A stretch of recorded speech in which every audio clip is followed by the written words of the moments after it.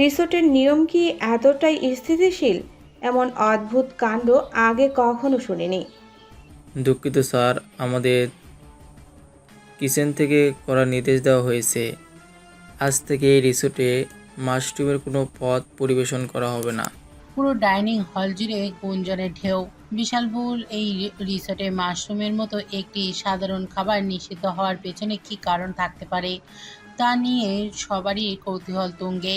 মায়া ভ্রু কুঁচকে লিওনের দিকে তাকিয়ে নিচু স্বরে বলল, প্রিয় ভাইয়া, বিষয়টা কি খুব অদ্ভুত লাগছে না? কালকে তোমার অ্যালার্জির ঘটনার পরেই আজ মাশরুম নিষিদ্ধ হলো। এটা কি শুধুই কাকতালীয় নাকি কোনো এক বিশেষ সাবধানতার? হতে পারে কালকের ঘটনার পর হোটেলের মান সম্মান রক্ষা করার জন্য তারা হয়তো এমন মরিয়া হয়ে এমন কঠোর সিদ্ধান্ত নিয়েছে। লিওন কোনো উত্তর দিল না। তার দৃষ্টি শান্ত কিন্তু তীক্ষ্ণ। সে পুরো হলটা খুঁটিয়ে পর্যবেক্ষণ করছে। হিয়া তখন ডাইনিং হলে এক কোণে অন্য একটি টেবিলের আড়ালে বসেছিল। সে তার আঙুল দিয়ে টেবিলের ওপর আলতো করে টোকা দিচ্ছে। ইভানা তার পাশে বসে ফিসফিস করে বলল, আপনার এই অদ্ভুত আইন পুরো রেসর্টে তোলপাড় করে দিয়েছে মিস্টেস। সবাই এখন এটা নিয়েই কথা বলছে। হিয়া ঠোঁটের কোণে একটা হাসি ফুটে উঠল, কিন্তু তাতে উষ্ণতার চিহ্ন মাত্র নেই। আছে এক ভয়ানক রকমের অধিকারবোধ। সে লিওনের দিকে তাকায়। নিয়ম আমার, আর এই দুনিয়াটাও আমার ইশারায় চলে। লিওন যেখানে থাকবে সেখানে ওকে আঘাত করতে পারে এমন কোনো বিষাক্ত অস্তিত্ব আমি অবশিষ্ট রাখবো না। দুপুরের প্রখর রোদে সমুদ্রের নীল জলে ঠিকরে পড়ছে। হিয়ার বিশালবহুল ভিলার বারান্দায় সেই হাতে একটি শক্তিশালী দূরবীন নিয়ে দাঁড়িয়ে আছে। তার দৃষ্টি স্থির রিওনের রিসর্টের ভিলার বারান্দার দিকে। হিয়া গোল্ডেন ইগলের শ্যাডোকে আনেনি, তাই এই দূরবীনই তার একমাত্র ভরসা। হঠাৎ দূরবীন দিয়ে দেখতে পেল মায়া উচ্ছ্বাসিত ভঙ্গিতে লিওনের রুমে প্রবেশ করলো। মায়া রুমে ঢোকার সময় যে সহজ সাবলীলতা দেখালো তা হিয়ার স্নায়ুতে আগুনের হালকা ছড়িয়ে দিল। হিয়ার হাতটা দূরবীনের ওপর শক্ত হয়ে এলো। তার আঙুলের গাঁটে সাদা হয়ে গেছে। ইভানারের দিকে ঘুরে দাঁড়াতে হিয়ার চোখের মণি যেন আগুনের গোলার মতো জ্বলে উঠল। ইভানা কণ্ঠ রোধ করে সে ফিসফিস করে বলল, ইভানা, তুই কি দেখছিস ওই মেয়েটার সাহস কত? ও সোজা লিওনের রুমে ঢুকেছে। ওর ওই নির্লজ্জ আচরণ, ওর ওই অযাচিত সাহস আমার শিরদাঁড়া দিয়ে রাগ বয়ে যাচ্ছে। হিয়ার হাত দুটো থরথর করে কাঁপছে, কিন্তু কণ্ঠে তীব্র বিষের ছোঁয়া। আমি আর এক মুহূর্ত সহ্য করতে পারবো না। আমাকে এক্ষুনি কিছু একটা করতে হবে। ওকে এমন একটা শিক্ষা দেবো যাতে লিওনের ছায়া মারানোর কথাও দুঃস্বপ্নেও না ভাবে সে। ও বুঝে যাবে আমার সীমানা লঙ্ঘনের পরিণাম কতটা ভয়াবহ হতে পারে। ইভানা হিয়ার এমন অস্থিরতা দেখে আঁতকে উঠল। সে দ্রুত হিয়ার কাছে এগিয়ে এসে তার হাত দুটো ধরে শান্ত করার ভঙ্গিতে বলল, মিস্টেস, প্লিজ নিজেকে সামলান। ভুল করেও এমন কিছু করতে যাবেন না। লিওন অফিসার হিসেবে এমনিতে আপনার ব্যাপারে সন্দেহপ্রবণ। আপনাকে সে ঘৃণা করে। আর মায়া তো তার নিজের পরিবারের সদস্য। আপনি যদি ওর ওপর সামান্য আঁচও দেন, তবে লিওন তা জানতে পারলে আপনাকে চিরদিনের জন্য অপরাধী হিসেবেই চিহ্নিত করবে। তখন সে আপনাকে কখনোই ভালোবাসবে না, বরং আপনার প্রতি তার ঘৃণা আরো বহু গুণ বেড়ে যাবে। হিয়ার বুকের ভেতরটা তখন জ্বলন্ত কয়লার মতো ধুঁকছে। ইভানার কথাগুলো তার কানে পৌঁছেছে ঠিকই, কিন্তু তার মস্তিষ্ক ততক্ষণে প্রতিশোধ আর একতরফা ভালোবাসার এক গোলকধাঁধায় হারিয়ে গেছে। সে আবারও দূরবীনে চোখ রাখল। লিওনের রুমের ভেতর মায়ের উপস্থিতি দেখে তার প্রতিটি পেশি টান টান হয়ে উঠল।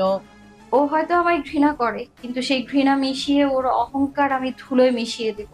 মায়া হয়তো এখন ওর আশ্রয়, কিন্তু সেই আশ্রয়টাই যে আমি একটা বদ্ধ ভূমি বানিয়ে দিতে পারি, সেটা কি ও জানে? সবকিছুর চাবিকাঠি তো আমারই মুঠোয়।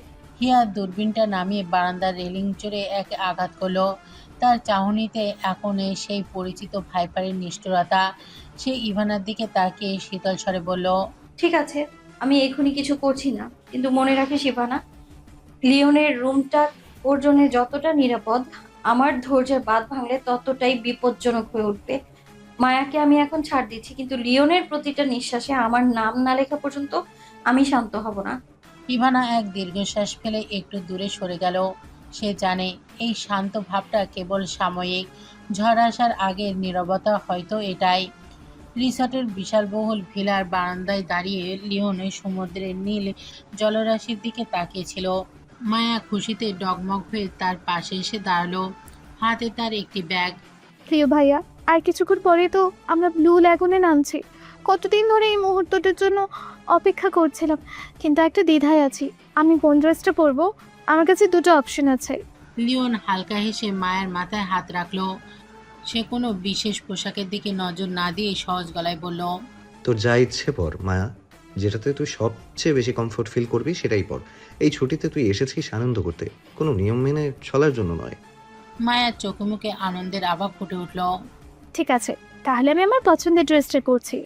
মায়া তার নিজের রুমের ভেতর চলে গেল। সে মনে মনে ঠিক করে ফেলেছে আর সে একটা স্লিভলেস বডিকন ড্রেস পরবে। লিওনের পরিবার বেশ আধুনিক এবং পাশ্চাত্য সংস্কৃতির সাথে মানিয়ে চলা মানুষ, তাই পোশাকের ব্যাপারে তাদের কোনো বিধিনিষেধ নেই। মায়া জানে এই পোশাকটি লিওনের এই দৃষ্টি আকর্ষণের জন্য সেরা হবে। দুপুরের প্রখর রোদে যখন ল্যাবগুলোতে স্বচ্ছ নীল জলরাশিকে হীরের মতো উজ্জ্বল করে তুলছে, তখন লিওন রিসর্টের করিডোর দিয়ে লেগুনের দিকে এগিয়ে যাচ্ছিল। বাবা মা আগেই জানিয়ে দিয়েছে এই হইচই আর ভিড় তাদের ভালো লাগে না, তাই তারা তাদের ব্যক্তিগত ভিলায় বিশ্রাম নিতেই পছন্দ করছেন। লিওনের লেগুনের প্রবেশপথে এসে দাঁড়ালো। ঠিক তখনই পেছন থেকে মায়া এসে তার পাশে দাঁড়ালো। মায়াকে দেখে লিওনের পায়ের গতি মুহূর্তের জন্য থমকে গেল। সে খানিকটা চমকে উঠল, কারণ মায়াকে সাধারণত সে লন্ডনের পোশাক, ওভারকোট, হাই নেক সোয়েটার কিংবা ফর্মাল ওয়েস্টার্ন পোশাকেই অভ্যস্ত দেখেছে। কিন্তু আজ মায়া পড়েছে একটি গাঢ় ফিরোজা রঙের স্লিভলেস বডিকন ড্রেস, যা সমুদ্রের জলের সাথে দারুণভাবে মিলে গেছে। পোশাকটি শরীরের সাথে একদমই লেগে আছে, যা তার অবয়বকে অত্যন্ত স্পষ্ট ও আকর্ষণীয় করে তুলছে। মায়াকে দেখে মনে হচ্ছে সে যেন কোনো এক ম্যাগাজিনের মডেল। লিওনের চোখের কোণে এক সূক্ষ্ম অস্বস্তি ফুটে উঠল। সে দ্রুত তার দৃষ্টি সরিয়ে নিল। মায়া এই রূপটা তাকে এক মুহূর্তের জন্য বিচলিত করে দিল। সে মনে মনে নিজেকে বোঝানোর চেষ্টা করলো মায়া তার কাছে সেই ছোট্টবেলার চঞ্চল মেয়েটি, যাকে সে নিজের ছোট বোনের মতো স্নেহ করে এসেছে। যদিও তাদের এঙ্গেজমেন্ট হয়েছে, হয়তো খুব তাড়াতাড়ি বিয়ে হবে, কিন্তু আজ মায়ের এই আধুনিক এবং সাহসী সাজে সেই স্নেহ সম্পর্কের গণ্ডিকে কিছুটা অস্পষ্ট করে দিচ্ছে, যা লিওনের পুরুষত্বের মনকে এক ধরনের মানসিক অস্বস্তিতে ফেলে দিল। লিওন একটু খুকখুক করে কেশে নিজেকে সামনে নিল। চটজলদি মায়ের দিকে তাকিয়ে হাসির আভা ফুটিয়ে বলল, ওহ মায়া, তুই একদম রেডি? চল, দেরি করলে তো ব্লু ল্যাগুনের আসল রূপটাই মিস করবি। এই সময় পানিটা দারুণ দেখায়। মায়া তার স্লিভলেস পোশাকের ওপর হাত বুলিয়ে আত্মবিশ্বাসের সাথে হাসল। সে লিওনের অস্বস্তিকে পুরোপুরি ধরতে পারল না, বরং তার মনোযোগে ছিল লিওনের প্রতিক্রিয়ার দিকে। হ্যাঁ লিও ভাইয়া, এই ড্রেসটা কি খুব বেশি ঝাঁকালো হয়ে গেছে? তুমিই তো বললে যেটা কমফোর্ট লাগে সেটাই পরতে।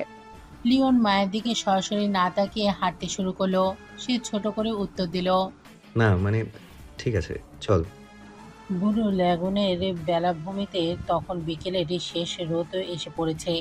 হালকা ঢেউগুলো সৈকতের বালু ছুঁয়ে আলতো শব্দে ফিরে যাচ্ছে। সৈকতের শেষ প্রান্তে এসে লিওন থামল। বিকেলের ম্লান আলোর সমুদ্রের নোনা জলে আলতো ঢেউয়ের খেলা। লিওনের শার্টের বোতামগুলো খুলে তা বালিতে ফেলল। পরনে তার সাধারণ সুইমিং স্যুট। গোধূলি আবছা আলোয় তার চওড়া কাঁধ আর পেশিবহুল শরীর স্পষ্ট হয়ে উঠল। সানগ্লাসের আড়ালে তার দৃষ্টি সমুদ্রের দিগন্তে স্থির, যেন কিছু একটা বোঝার চেষ্টায় সে মগ্ন। একটু দূরিয়ে একটি বড় নারকেল গাছের আড়ালে দাঁড়িয়ে হিয়া পুরো দৃশ্যটি দেখছিল।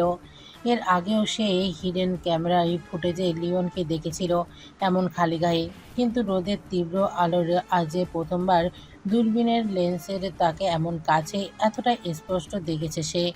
তার হাত কাঁপছে, নিঃশ্বাস ক্রমশ ঘন হয়ে আসে। ক্যামেরার ঝাপসা স্ক্রিনে যা দেখেছিল তার সাথে বাস্তবের এই লিওনের আকাশ পাতাল পার্থক্য।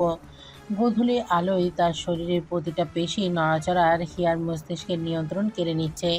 হিয়া মনে হলো পৃথিবীর সমস্ত সৌন্দর্যের সংস্থা আজ এই একটা মানুষের মধ্যেই এসে থমকে দাঁড়িয়েছে। এই আকর্ষণ কোনো সাধারণ ভালো লাগা নয়, এ এক তীব্র নেশা যা তাকে শেষ করে দেওয়ার ক্ষমতা রাখে। কিন্তু হিয়ার এই মুগ্ধতা এক নিমেষে মিলিয়ে গেল যখন তার নজর পড়ল চারিপাশে। সৈকতে থাকা অন্য পর্যটকদের চোখেও লিওনের দিকে। অনেকে ফিসফিস করছে, কেউ কেউ লোপাদর দৃষ্টিতে তাকিয়েছে। আর মায়া সিবলেজের বডিকর্নে পরে লিওনের পাশে দাঁড়িয়ে থাকা মায়ার ভঙ্গি দেখে হিয়ার শরীর রিরি করে উঠল। মায়ার এমনভাবে লিওনের দিকে তাকিয়ে আছে যেন পুরো সৈকত জুড়ে লিওন এখন কেবল তারই একান্ত। হিয়ার দূরবীনের লেন্স তখন কাঁপছে রাগে, তার বুকের ভেতরটা জ্বলছে তীব্র ঈর্ষায়। হিয়ারের চোখের দৃষ্টিতে আগুনের হলকা। সে দাঁতে দাঁত চেপে ইভানার বাহুটা খামচে ধরল। তুই দেখছিস ইভানা? হিয়ার কণ্ঠস্বর এখন হিমশীতল, কিন্তু তার ভেতরে চাপা ক্রোধ লাভার স্রোতের মতো ফুটছে। লিওনো কি জানে না ওর এই সৌন্দর্য কত বড় অপরাধ? এভাবে খালি গায়ে ঘুরে বেড়ানো। আর ওই মেয়েগুলো, ওদের দৃষ্টি স্পর্ধা দেখ। ওরা কি বুঝতে পারছে না লিওন কার? আর লিওন সে নির্লজ্জের মতো দাঁড়িয়ে দাঁড়িয়ে ওদের ওই নোংরা চিন্তাগুলোকে, নোংরা চাহনিগুলোকে উপভোগ করছে। হিয়ার হাতে নিজের অজান্তেই তার কোমরের দিকে গেল, যেখানে সে সবসময় একটা ছোট ধারালো ছুরি লুকিয়ে রাখে। তার চোখ জোড়া চারিপাশে নারীদের দিকে হিংস্র বাঘের মতো ঘুরছে। ওদের চোখগুলো উপড়ে ফেলতে ইচ্ছে করছে আমার। আর ওই মায়া, ওর তো মরে যাওয়া উচিত। আমার লিওনের পাশে দাঁড়িয়ে ও নিজেকে ওর যোগ্য ভাবছে। আজ লেগুনের এই জল মায়ায় রক্তে লাল হয়ে যাবে ইভানা। আমার লিওন কোনো সাধারণ বস্তু নয় যে সবাই তাকে দেখবে। সে শুধুমাত্র আমার। ইভানা হিয়ার এই ভয়াবহ রূপ দেখে শিউরে উঠল। সে জানে হিয়ার এই ঈর্ষা এখন যে কোনো সময় নিয়ন্ত্রণের বাইরে চলে যেতে পারে। মিস্টেস, প্লিজ শান্ত হন। এখানে অনেক মানুষ। আপনি যদি এখন কিছু করেন তবে লিওনের চোখে আপনি চিরদিনের জন্য খুনি হয়ে যাবেন। সে আপনাকে ভালোবাসবে না, বরং তার হাতে আপনাকে মরতে হবে। এটা কি আপনি চান? হিয়ারের শরীরটা কাঁপছে। সে একটা দীর্ঘশ্বাস ফেলে নিজেকে নিয়ন্ত্রণ করার আপ্রাণ চেষ্টা করলো, কিন্তু তার তীক্ষ্ণ দৃষ্টি এবং ল্যাগুনের সেই মেয়েগুলোর দিকে যারা লিওনকে দেখে হাসছে, সে ইভানার দিকে তাকিয়ে এক পৈশাচিক হাসি দিয়ে বলল, আজ ওদের প্রাণ নিচ্ছি না ইভানা, কিন্তু এই লেগুনে আজ এমন কিছু ঘটবে যা পুরো পরিস্থিতি পাল্টে দিবে। কেউ আমার লিওনের দিকে এইভাবে তাকাতে পারবে না, একদমই না। লিওন তখনও সমুদ্রের ঢেউয়ে পা ভেজাচ্ছে, সম্পূর্ণ বেখবর যে কয়েক মিটার দূরে এক ভয়ঙ্করী নারী তার জন্য এক ফাঁদ তৈরির পরিকল্পনা করছে। হিয়ার পরিকল্পনা ছিল নিখুঁত। সে মোটা অঙ্কের টাকার বিনিময়ে প্যারাশুটিং এর প্রাইভেট অপারেটরকে ভাড়া করলো। পরিকল্পনা অনুযায়ী সে লোকটা প্যারাশুটে করে সমুদ্রের মাঝপথে গিয়ে পানিতে পড়ার নাটক করবে। হিয়া স্পিড বোটে নিয়ে তাকে উদ্ধার করতে যাবে এবং এরপর তাকে অন্য একটি বোটে তুলে দেওয়ার কথা। হিয়ার পরিকল্পনা অনুযায়ী ভাড়া করা লোকটি প্যারাশুটে করে সমুদ্রের মাঝপথে গিয়ে পানিতে পড়ার নাটক শুরু করলো। হিয়া তার স্পিড বোট নিয়ে দ্রুত সেখানে পৌঁছালো এবং লোকটিকে অন্য একটি বোটে তুলে দেওয়ার ভান করলো। সব কিছু ঠিকঠাক চলছিল, কিন্তু হিয়া নিজের বোটটি এমনভাবে ঘুরিয়ে নিল যে ধাক্কা সামলাতে না পেরে বোটটি উল্টে গেল। সৈকতের অদূরে দাঁড়িয়ে থাকা পর্যটকের ভিড় থেকে অস্পষ্ট চিৎকার শোনা গেল। হিয়ার পরিকল্পনা ছিল একটাই, এই বিপজ্জনক পরিস্থিতির সুযোগ নিয়ে সবাইকে সৈকত থেকে সরিয়ে ভেলায় ফিরিয়ে নেওয়ার। আর লিওন সিআইডি হিসেবে তার সহজাত প্রবৃত্তি হলো বিপদে পড়া মানুষকে উদ্ধার করা। সৈকতে থাকা লিওন তখন মায়ারের সাথে কথা বলছিল। হিয়া জানতো লিওন হাত গুটিয়ে বসে থাকবে না। পানিতে বোট উল্টে যেতেই লিওনের চোখ স্থির হয়ে গেল। লিওন যখন দেখল স্পিড বোটটি উল্টে গেছে, তার সিআইডি সুলভ পেশাদার সত্তা মুহূর্তের মধ্যেই সক্রিয় হয়ে উঠল। সে কোনো দ্বিধা করল না। সৈকতের উদ্ধারকারী বোটের দিকে ছুটতে ছুটতে সে তার সানগ্লাসটা খুলে বালিতে ছুঁড়ে ফেলল। সুইমিংয়ে শর্ট পরা লিওন লাফ দিয়ে উঠে পড়ল আর বোটের ইঞ্জিন চালু করলো। বোটের হ্যান্ডেল তার শক্ত মুঠোয়। সে ঢেউ চিরে বৈদ্যুতিক গতিতে উঠলে যাওয়ার বোটের দিকে এগিয়ে গেল। সমুদ্রের মাঝখানে পানির তরে ওই মেয়েটাকে খুঁজে পাওয়া কঠিন, কিন্তু লিওন তার এই তীক্ষ্ণ দৃষ্টিতে পানির ঘূর্ণি লক্ষ্য করলো। বোটের কাছে পৌঁছানোর ঠিক আগ মুহূর্তে লিওনের ইঞ্জিন নিউট্রাল করে বোটটিকে একটি নির্দিষ্ট কোণে নিয়ে এলো, যাতে ওই ডুবন্ত মেয়েটার কাছে সহজে পৌঁছানো যায়। সে বোটের কিনারে হাঁটু গেড়ে বসলো। পানির ওপর দিয়ে হিয়ার হাতটা নজরে পড়তেই লিওন পানিতে ঝাঁপ দিল না, বরং সে দক্ষ সিআইডি কর্মকর্তার মতো কৌশলী হয়ে উঠল। পানির নিচে তলিয়ে যাওয়া হিয়াকে দেখার জন্য সে এক মুহূর্ত পানির ভেতরে মুখ ডুবিয়ে দেখলো হিয়া কোথায় আছে। পরক্ষণেই সে পানিতে নেমে পড়ল। তার পেশিবহুল হাত দিয়ে হিয়াকে পেছন থেকে চাপড়ে ধরল, যেভাবে লাইফের গার্ডরা কাউকে বাঁচায়, যাতে হিয়া ভয় পেয়ে লিওনকে জড়িয়ে ধরে বিপদে না ফেলে। হিয়ার শরীরটা যখন অনেকটা নিথর, লিওন তাকে ভাসিয়ে পানির ওপরে নিয়ে এলো। এক হাতে হিয়াকে শক্ত করে ধরে সে সাঁতারের উদ্ধারকারী বোটের পাশে এলো। বোটের সিঁড়ি বেয়ে হিয়াকে তোলার সময় লিওনের গায়ের পেশিগুলো গোধূলি আলোয় টান টান হয়ে উঠল।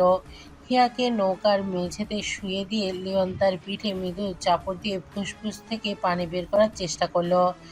লিওনের চোখে মুখে তখন কোনো আবেগ নেই, আছে কেবল উদ্ধারকারী সত্তার কঠোর গম্ভীরতা।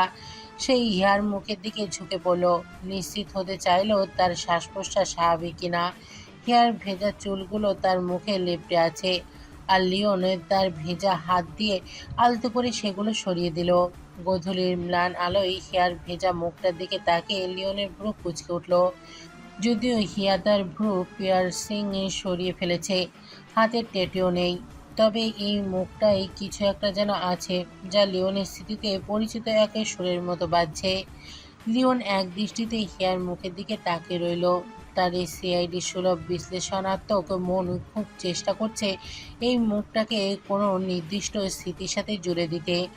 এমন নয় যে সে হিয়াকে চিনতে পেরেছে, কিন্তু মেয়েটির ঠোঁটের রেখা কিংবা চোখের কোণের একটা ভঙ্গি তাকে অনেক বছর আগের কোনো এক অস্পষ্ট স্মৃতির কথা মনে করিয়ে দিচ্ছে। কোথায় যেন এই মুখটা সে দেখেছে, কোনো এক পুরনো ফাইলে, নাকি কোনো এক ঝাপসা অতীতে। সৈকতের কিনারে বোটে ভেড়াতেই ইভানা দ্রুত পায়ে এগিয়ে এলো। পর্যটকের ভিড় ঠেলে সে যখন লিওনের সামনে এসে পৌঁছালো, তখন তার চোখে মুখে ভয়ের ছাপ, তবে হিয়ার পরিকল্পনা সে নিজেকে দ্রুত সামলে নিল। লিওন তখনও হিয়ার অবচেতন মুখের দিকে এক দৃষ্টিতে তাকিয়ে আছে। তার মনের ভেতর সেই অস্পষ্ট স্মৃতির খটকাটা এখনও তীব্র। ইভানা হাঁপাতে হাঁপাতে লিওনের সামনে এসে দাঁড়ালো। ও গড, হিয়া হিয়া, তুই ঠিক আছিস তো? সে এক মুহূর্তের জন্য লিওনের দিকে তাকালো। থ্যাংক ইউ, ওকে বাঁচানোর জন্য অনেক ধন্যবাদ। ও আমার বন্ধু হিয়া। আমরা আজই এখানে ঘুরতে এসেছি। ইভানার কথায় লিওন তার দৃষ্টি হিয়ার মুখ থেকে সরিয়ে ইভানার দিকে তাকালো। তার সিআইডি সুলভ তীক্ষ্ণ চোখে তখনও কিছুটা সন্দেহ রয়ে গেছে। আপনার বন্ধু কি সবসময় এমন ঝুঁকিপূর্ণভাবে বোট চালায়? আজ অল্পের জন্য বড় কোনো দুর্ঘটনা হতে পারতো। ইভানা একটু অপ্রস্তুত হওয়ার অভিনয় করে দ্রুত বলল, আসলে ও লোকের বিপদ দেখলে নিজেকে সামলাতে পারে না। আর ও তো খুবই ভালো বোট চালায়, কিন্তু আজ হঠাৎ কি করে যে কে জানে। ও খুব একটা ভালো সাঁতার জানে না। লিওন এখনও সেই রহস্যময়ী তরুণীর মুখের দিকে তাকিয়ে এক ঘড়ির মধ্যে ছিল। তার মস্তিষ্ক বারংবার সেই পুরনো স্মৃতির সাথে বর্তমানের এই নারীর অবয়ব মেলাতে ব্যস্ত। এরপর লিওন পুনরায় গম্ভীর মুখে ইভানার দিকে তাকালো। তার সিআইডি সুলভ ষষ্ঠ ইন্দ্রিয় বলছে পরিস্থিতিতে হয়তো যতটা সাধারণ দেখাচ্ছে ততটা নয়, কিন্তু একজন মানুষের প্রাণ বাঁচানো তার পেশাগত দায়িত্ব। সেই ইভানার দিকে তাকিয়ে সংক্ষেপে মাথা নাড়ালো। আপনার বন্ধু অনেকটা পানি খেয়ে ফেলেছে, দ্রুত ওনাকে শুশ্রূষা করা প্রয়োজন। ইভানা সুযোগ বুঝে করুণ স্বরে যোগ করলো, আপনি কি দয়া করে ওকে কোলে করে নিয়ে আমাদের ভিলা পর্যন্ত পৌঁছে দেবেন? আমি একা ওকে নিয়ে যেতে পারবো না, আর আমাদের ভিলা এখান থেকে একটু দূরে। লিওন এক মুহূর্ত ভাবল, সিআইডি হিসেবে তার ভেতরটা সতর্ক সংকেত দিচ্ছে, কিন্তু এই মেয়েটাকে এভাবে অসহায় অবস্থায় ফেলে যাওয়া তার চরিত্রের সাথে মেলে না। সে তার ফেলে রাখা শার্টটা গায়ে জড়িয়ে নেয় পুনরায়। নিচু হয়ে অচেতন হিয়াকে নিজের দুই বাহুর ওপর তুলে নিল। হিয়াকে কোলে নেওয়ার সাথে সাথে লিওনের মনে অদ্ভুত শিহরণ খেলে গেল। ঠিক তখনই মায়া ভিড় ঠেলে সামনে এসে দাঁড়ালো। সে পুরো দৃশ্যটি দেখছিল। মায়া জানে লিওন একজন সিআইডি, তাই বিপদে পড়া কাউকে সাহায্য করা তার সহজাত প্রবৃত্তি। তার মনে কোনো ঈর্ষা হলো না, বরং সে দেখল লিওনের চোখে মুখে সেই চেনা একাগ্রতা। লিও ভাইয়া, তুমি ওকে সাহায্য করো, আমি ভিলায় ফিরে যাচ্ছি। লিওন এক মুহূর্তের জন্য মায়ের দিকে তাকালো। হিয়ার শরীরে ওজনে তার বাহুতে, আর মায়ের স্থির দৃষ্টি তার দিকে। লিওন সংক্ষেপে মাথা নেড়ে বলল, ঠিক আছে মায়া, তুই বরং দ্রুত ভিলায় ফিরে যা আর সাবধানে যাবি। মায়া মৃদু হেসে মাথা নাড়ালো। তারপর এক মুহূর্ত না দাঁড়িয়ে বালি পথ ধরে হাঁটতে শুরু করলো। মায়ের এই নির্ভরতা আর এই নিঃশব্দে সরে যাওয়ার ভঙ্গি লিওনকে কিছুটা অবাক করলো। কিন্তু হিয়ার শরীরে সুগন্ধ আর তার মুখের রহস্যময়ী টান তখন লিওনের মস্তিষ্ককে অন্যদিকে ব্যস্ত রেখেছে। সে হিয়াকে কোলে নিয়ে ইভানার পিছু পিছু সেই নির্জন ভিলাই দিকে পা বাড়ালো। লিওন হাঁটছে, তার প্রতিটি পদক্ষেপে অস্থিরতার বিরাজমান। ইভানার পাশে দ্রুত পায়ে চলছে, তার তীক্ষ্ণ নজর লিওনের মুখের প্রতিটি পরিবর্তনের উপর। লিওনের মনে তখন তীব্র দ্বন্দ্ব চলছে, একজন সিআইডি অফিসারের ঠান্ডা মাথায় বিচার বুদ্ধি আর এই মেয়েটিকে স্পষ্ট করার পরে জেগে ওঠা এক অজানা অস্থিরতা। হেয়ার ভেজা চুলগুলো লিওনের বুকের উপর এসে পড়েছে, আর সেই চুলে ভিজে শীতলতা লিওনের বুকের ভেতরে অদ্ভুত রকমের আগুনের আঁচ দিচ্ছে। তার হৃদস্পন্দন স্বাভাবিকের চেয়েও দ্রুত গতিতে চলছে, এমন এক ছন্দে যা লিওনের সিআইডি ক্যারিয়ারের দীর্ঘদিনগুলোতে সে কখনোই অনুভব করেনি। হঠাৎ হেয়ার চুল থেকে ভেসে আসা ঘ্রাণ লিওনের নাসারন্ধে প্রবেশ করলো। সেই ঘ্রাণ তাকে মুহূর্তের জন্য থমকে দিল। এমন একটা সুবাস, এমন একটা পরিচিতি। তার মনে পড়ে গেল কয়েকদিন আগে সেই হোটেল রুমের কথা, যেখানে একদম একইভাবে সেই ক্রিমিনাল নারীর সান্নিধ্য পেয়েছিল। সেই একই ঘ্রাণ, সেই একই মৃদু স্পন্দন। লিওনের বুকের ভেতর ধক করে উঠল। হোটেল রুমের সেই স্পর্শ আর এই মুহূর্তের স্পর্শের মধ্যে এক অভাবনীয় মিল। সে যেন হিয়াকে কোলে নিয়ে হাঁটছে না, বরং কোনো এক হারানো স্মৃতির গোলকধাঁধায় পা বাড়াচ্ছে। দীর্ঘ পথ পেরিয়ে তারা সৈকতের নির্জন প্রান্তে সেই বিশালবহুল ভিলার সামনে এসে পৌঁছালো। রিসোর্টের মূল কোলাহলের সামান্য দূরে গাছপালার ঢাকা ভিলাটি ছিল একদম নির্ভীত। লিওন ভেতরে প্রবেশ করে হিয়াকে আলতো করে বিছানায় শুয়ে দিল। নরম গতিতে শরীর এলিয়ে দিতেই হিয়া ভেজা ছোট্ট চুলগুলো সাদা চাদরের ওপর ছড়িয়ে পড়ল। বিছানায় শোয়ানোর সময় হিয়া একটু নড়েচড়ে উঠল। অবচেতনভাবেই তার একটি হাতে লিওনের শার্টের কলারে শক্ত করে আঁকড়ে ধরল। লিওন হাতটি ছাড়িয়ে নিতে চাইল, কিন্তু হিয়ার স্পর্শে সে এক অদৃশ্য মায়ের টানে আটকে পড়ল। হিয়ার মুঠির মধ্যে থাকা সেই জেদ আর অধিকারের অনুভূতি লিওনের কঠোর সিআইডি সত্তাকে মুহূর্তের মধ্যে এলোমেলো করে দিল। ঠিক তখন ইভানা চতুরতার সাথে বলে উঠল, আমি চট করে একটু গরম পানি করে তোয়ালে নিয়ে আসি। আপনি ওকে একটু দেখুন না প্লিজ। আমি খুব নার্ভাস বোধ করছি, হাত পা কাঁপছে আমার। এই বলে সে দ্রুত ঘর থেকে বেরিয়ে গেল। ইভানার এই চলে যাওয়া হিয়ার আগে থেকেই ঠিক করে রাখা পরিকল্পনা, যাতে লিওন আর হিয়া কিছুক্ষণ একা থাকার সুযোগ পায়। ঘর জুড়ে এখন পিনপতন নীরবতা, চারিপাশের পৃথিবীটা থমকে গেছে। সমুদ্রের ঢেউ ছন্দ আর দেয়াল ঘড়ির টিকটিক শব্দ ছাড়া আর কিছুই শোনা যাচ্ছে না। লিওন বিছানার পাশে চুপচাপ দাঁড়িয়ে রইল। ল্যাম্পের ফিকে হলুদ আলোয় হিয়ার মুখটা খুব রহস্যময় দেখাচ্ছে। তার এই চোখের পাতাগুলো শান্ত, দেখে মনে হয় সে গভীর ঘুমে ডুবে আছে। লিওন আলতো করে হিয়ার হাতটা তার কলার থেকে ছাড়িয়ে নেওয়ার চেষ্টা করলো, কিন্তু হিয়ার অবচেতনী আঙুলগুলো দিয়ে লিওনের শার্টের কাপড়ে শক্ত করে আঁকড়ে ধরে রইল। লিওন এক দৃষ্টিতে হিয়ার মুখের দিকে তাকিয়ে রইল। একজন সিআইডি অফিসার হিসেবে তার এখনই এখান থেকে বেরিয়ে যাওয়ার প্রয়োজন, তা সে ভালো করেই জানে। কিন্তু হিয়ার সান্নিধ্যে তার শরীরের প্রতিটি পেশি মনে হলো অবশ্যই আসে। মেয়েটি কি সত্যিই অচেতন? লিওন ঝুঁকে পড়ে রমণীর চোখের পলক ফুটিয়ে লক্ষ্য করলো। তার মনে হলো চোখের পাতার নিচের মণি দুটো বুঝি সামান্য কেঁপে উঠল। লিওনের বুকের ভেতরটা এক মুহূর্তের জন্য থমকে গেল। সে কি কোনো ভুল দেখছে, নাকি অচেনা মেয়েটি কোনো গভীর রহস্যের অংশ? লিওন আরও নিচু হয়ে রমণীর মুখোভাব দেখার চেষ্টা করতেই হিয়া উষ্ণ নিঃশ্বাসে তার গালে এসে লাগলো। আগুনের ওপরে দাঁড়িয়ে থাকার মতো এক অস্থিরতা লিওনের শরীর কেঁপে উঠল।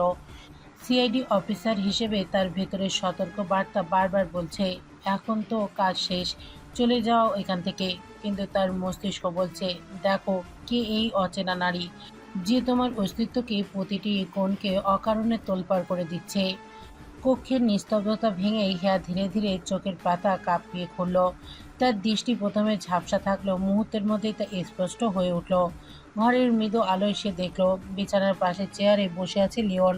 তার হাত দুটো বুকের উপর আড়াআড়িভাবে রাখা, তার চোখগুলো গভীর পর্যবেক্ষণে তারই মুখের ওপর স্থির। হিয়াকে জ্ঞান ফিরতে দেখে ইভানা ব্যাকুল হয়ে ছুটে এলো। ইয়া, তোর জ্ঞান ফিরেছে? তুই ঠিক আছিস তো? এরপর ইভানা লিওনের দিকে আঙুল নির্দেশ করে যোগ করলো। ওই যে দেখ, ইনি সিআইডি অফিসার লিওনার্দো। উনিই তোকে বোর্ড থেকে উদ্ধার করে এখানে এনেছেন। ওনার কারণেই তুই আজ নতুন জীবন পেলি। ইভানার কথায় হিয়া অভিনয়ের খাতিরে কিছুটা দুর্বল গলায় লিওনের দিকে তাকালো। তার চোখের পাতাগুলো কেঁপে উঠল, মনে হলো এক ঘোর থেকে জেগে সে কিছু বুঝে ওঠার চেষ্টা করছে। বড় বড় হয়ে যাওয়া চোখের লিওনের ওপর স্থির দৃষ্টি ফেলল হিয়া। তাতে ফুটে উঠল এক অবুঝ কৃতজ্ঞতার আর বিস্ময়ের মিশ্রণ। ঠিক সেই মুহূর্তে লিওন চেয়ার ছেড়ে উঠে দাঁড়ালো।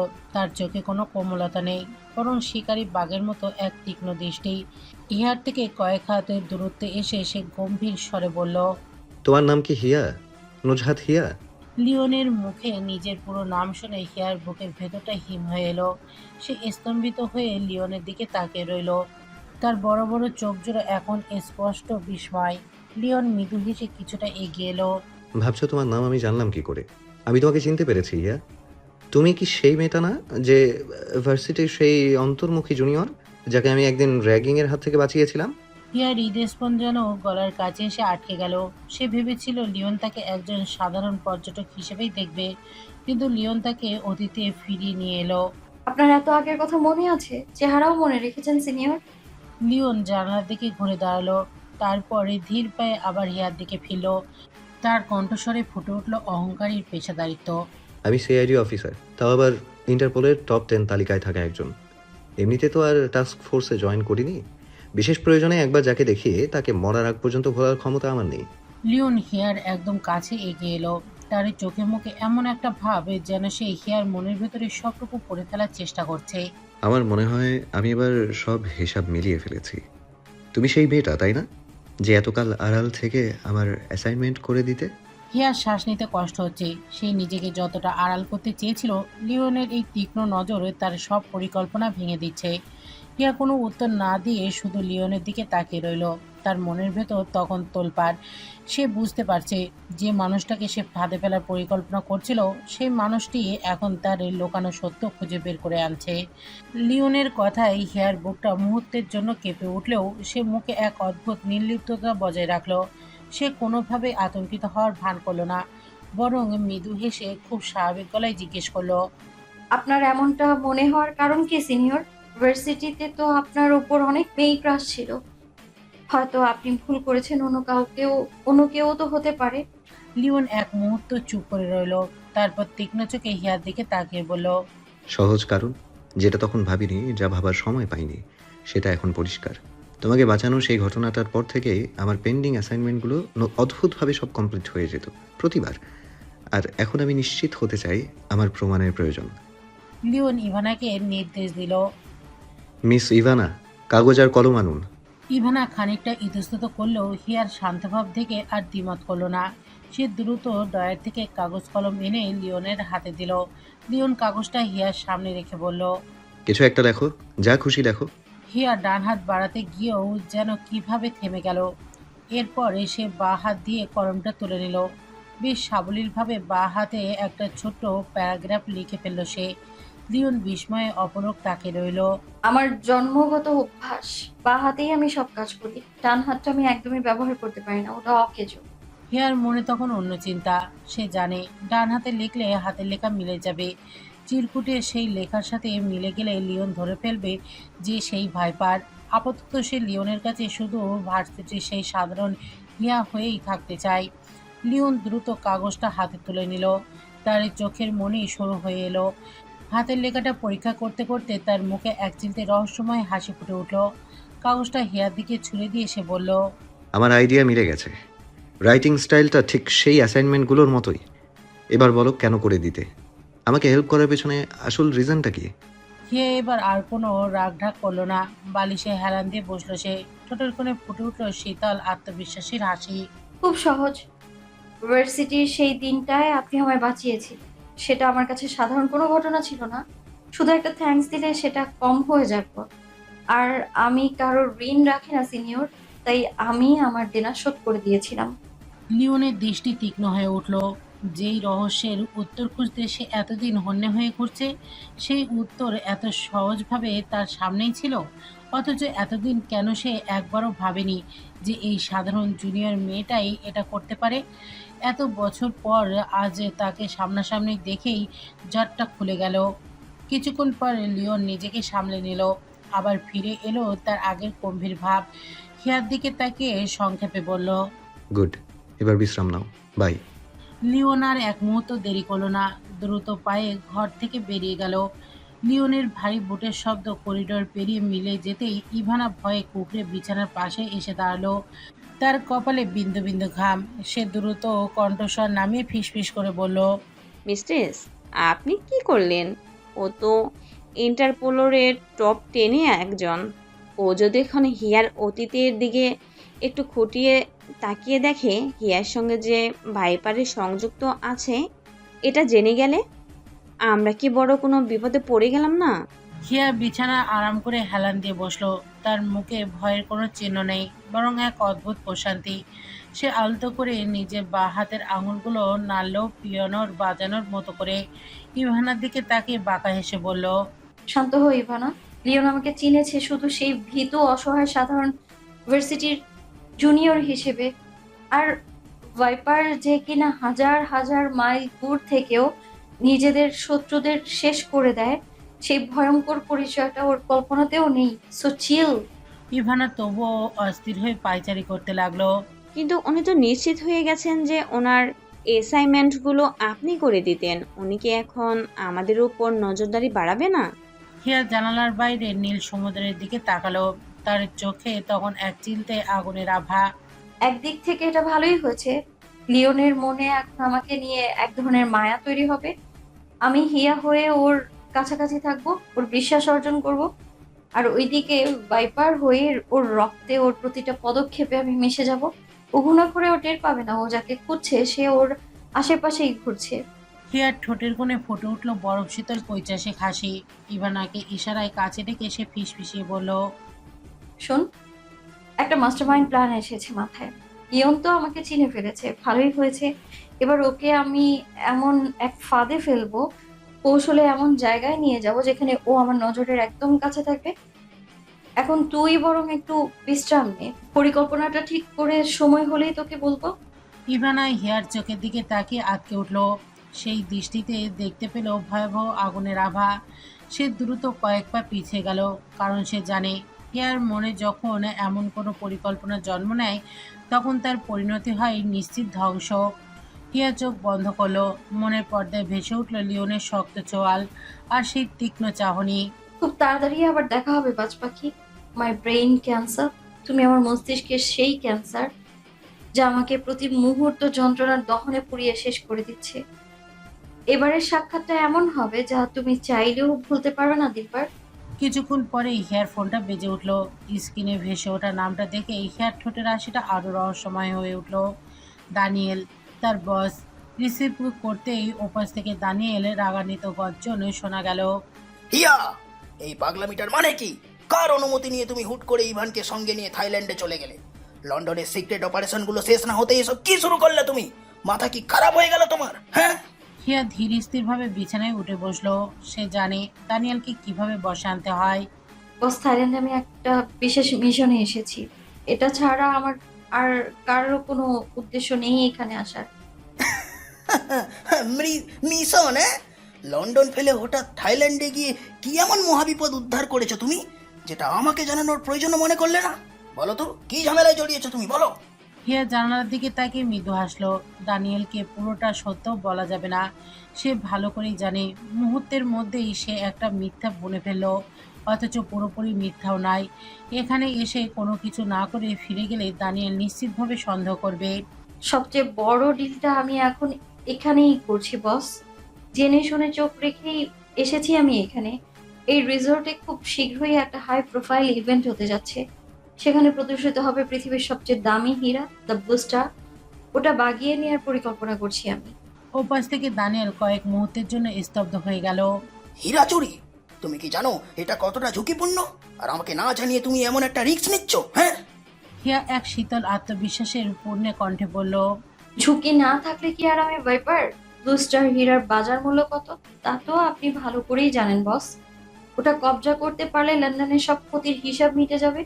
আমি পরিস্থিতি পুরোপুরি পর্যবেক্ষণ করছি, চিন্তা করবেন না, সব আমার হাতের মুঠোয় আছে। ফোনটা ডয়ারের ভেতর ছুঁড়ে ফেলে দিল হিয়া। এতক্ষণ চুপচাপ দাঁড়িয়ে থাকলেও ইভানা এবার আর নিজেকে ধরে রাখতে পারল না। কাছে এগিয়ে এসে ফিসফিস করে বলল, মিস্টেস, আপনি কেন বসকে এসব বললেন? আপনি তো ভালো করেই জানেন দানিয়েল বস মিথ্যে একদম সহ্য করতে পারে না। তাছাড়া এই ব্লু স্টার চুরির প্ল্যানটা তো আমাদের আসল মিশনেরই অংশই ছিল না। হিয়া বিছানা ছেড়ে উঠে দাঁড়ালো। পরনে লিলেনের সেটের ভাঁজের হাতে বোলাতে বোলাতে সে এগিয়ে গেল আয়নার সামনে। আয়নায় নিজের প্রতিচ্ছবির দিকে তাকিয়ে তার ঠোঁটের কোণে ফুটে উঠল এক শীতল পৈশাচিক হাসি। তার আঙুলের ডগায় এখনো সেই সাদা বাটনটা। লিওনের শার্টের কলারটা যখন সে আকর্ষণে মুচড়ে ধরেছিল, ঠিকই তখন এটা ছিঁড়ে তার হাতে চলে এসেছিল। স্মৃতিটা মনে পড়তেই হিয়ার ভেতরটা এক অদ্ভুত উত্তেজনায় খেলে গেল। সে বোতামটাতে পরম মমতায় একবার চুমু খেলো, যেন এটা কোনো বহুমূল্য রত্ন। তারপর ডয়ারের ভেতরে রাখা সবচেয়ে দামি বক্সটিতে ওটা যত্ন করে রেখে দিল। এরপর আয়নার দিকে তাকিয়ে ধীর স্থির গলায় বলল, মিথ্যা? ইভানা, তুই কি সত্যিই আমাকে চিনিস না?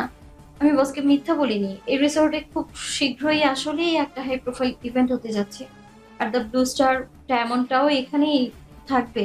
ইভানা হতবাক হয়ে হিয়ার দিকে তাকিয়ে বলল, তার মানে আপনি সত্যি ডাকাতি করবেন? কিন্তু কেন? অফিসার লিওনকে কাছে পাওয়া তো আপনার একমাত্র লক্ষ্য ছিল। হিয়া আয়নার নিজের চোখে পরখ উজ্জ্বলতা আর ফুটিয়ে দেখল। তারপরে ধীর পায়ে ইভানার দিকে ঘুরে দাঁড়িয়ে এক নিষ্ঠুর হাসিতে মুখটা ভরিয়ে ফেলল। এক ঢিলে আমি দুটো পাখি মারবো Ivana. The blue star diamond তো আমি হাত আর বই। ওটা আমার ব্যাংকের অ্যাকাউন্টের জন্য দারুণ এক সম্পদ হবে। কিন্তু ওই হীরাটার চেয়েও কয়েক গুণ বেশি দামি একটা জিনিস আমার চাই, যেটা পৃথিবীর কোনো বাজারে কেনা সম্ভব নয়। এক মুহূর্তের নিস্তব্ধতা, তারপর হিয়ার কণ্ঠস্বরটা আরো ভারী হয়ে এলো। লিওন, আমার কাছে লিওন যে কোনো হীরা বা রত্ন পাথরের চেয়েও দামি।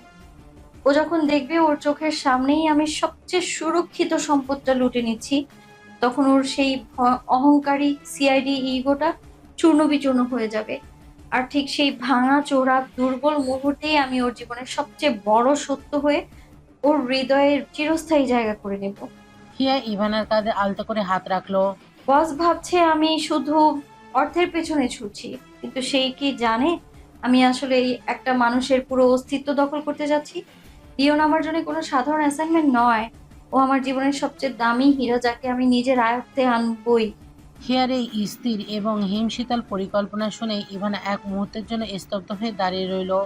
সে স্পষ্ট বুঝতে পারল হিয়া এখন কেবল একজন ক্রিমিনাল মাস্টারমাইন্ড নয়, সে এখন এক বিপর্যক প্রেমের মত্ত শিকারী। সে কোনো মূল্যে নিজের শিকারকে বাগে পেতে মরিয়া। হিয়া আবার জানালার দিকে ফিরে গেল। বাইরের সমুদ্র তখন অস্বাভাবিক শান্ত, হয়তো কোনো এক ভয়ঙ্কর তুফানের অপেক্ষায় পোর গুনছে। হিয়ারের চোখে তখন একের জেদি আগুনের আভা।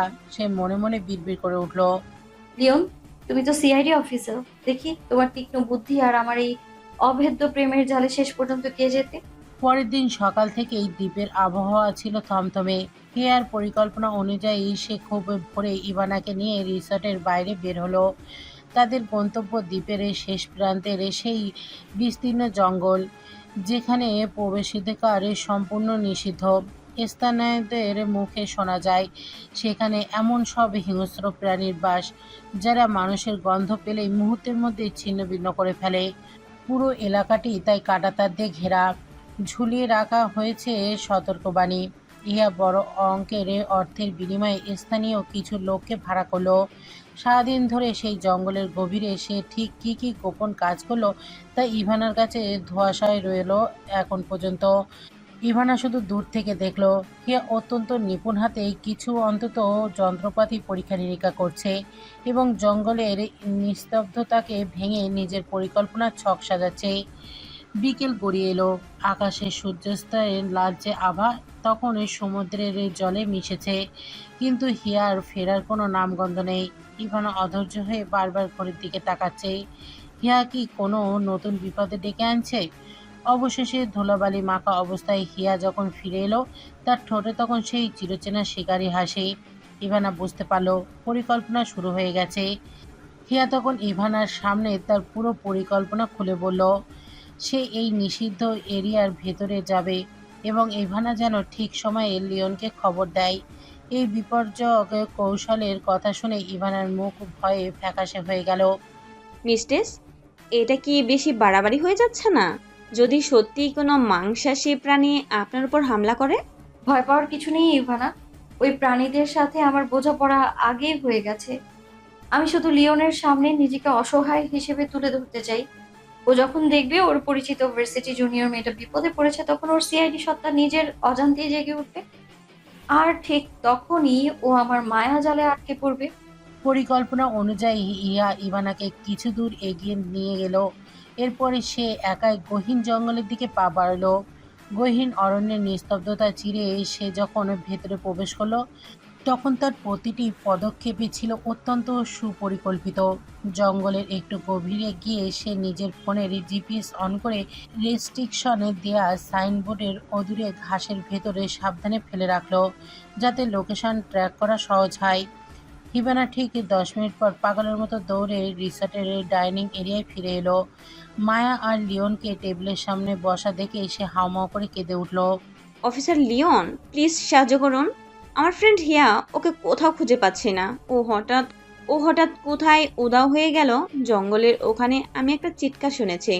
আমার মনে হচ্ছে হিয়া ভুল করে জঙ্গলের রেস্ট্রিক্টেড এলাকায় ঢুকে পড়েছে। কাঁদতে কাঁদতে ইভানা মেঝেতে বসে পড়ল। লিওন তখন কফি খাচ্ছিল। ইভানার কথাগুলো শুনতেই তার হাত থেকে কফির মগটা প্রায় ছিটকে পড়ে যাচ্ছিল। হিয়ার সেই গতকালের ম্লান মুখটা তার চোখের সামনে ভেসে উঠল। এক ঝাটকায় চেয়ার ছেড়ে উঠে দাঁড়িয়ে পড়ল লিওন। লিওনের চোখে তখন গভীর উদ্বেগ। লিও ভাইয়া, ওখানে তো মানুষ খেকো প্রাণীদের বাস। এখনই ম্যানেজমেন্টকে খবর দাও। লিওন কোনো কথা বলল না। তার সিআইডি ব্রেন তখন কোনো নিয়মকানুনের তোয়াক্কা করছে না। তার প্রতিটি পেশিতে এখন এক তীব্র উত্তেজনা। মাথায় কেবল হিয়ার নিরাপত্তার চিন্তা। দ্রুত নিজের বেল্ট থেকে হ্যান্ডগানটা চেক করে নিল সে। নিশ্চিত হতে চাইল যে সে যে কোনো পরিস্থিতির জন্য প্রস্তুত। তার এই চোখে মুখে এখন এক অদ্ভুত কঠোরতা, যা কেবল একজন অভিজ্ঞ অফিসারের পক্ষেই সম্ভব। ইভানার দিকে এক পলক তাকিয়ে গম্ভীর স্বরে বলল। তুমি আমার বোন মায়াকে নিয়ে এখানেই থাকো, আমি যাচ্ছি।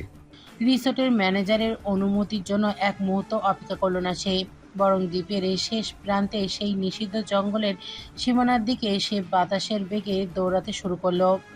একজন সিআইডি অফিসার হিসেবে এটি তার কাছে এখন আর কেবল সাধারণ সাহায্য করা নয়, এটি এক ব্যক্তিগত মিশন। ঝোপঝাড় আর পাথুরে পথ মারিয়ে সে যখন জঙ্গলের সেই কাঁটাতারের কাছে পৌঁছালো, তখন তার হৃদস্পন্দন স্পষ্ট শোনা যাচ্ছিল। তার সামনে এখন অন্ধকার জঙ্গল, আর ভেতরে কোথাও হয়তো মৃত্যুর মুখোমুখি দাঁড়িয়েছে হিয়া।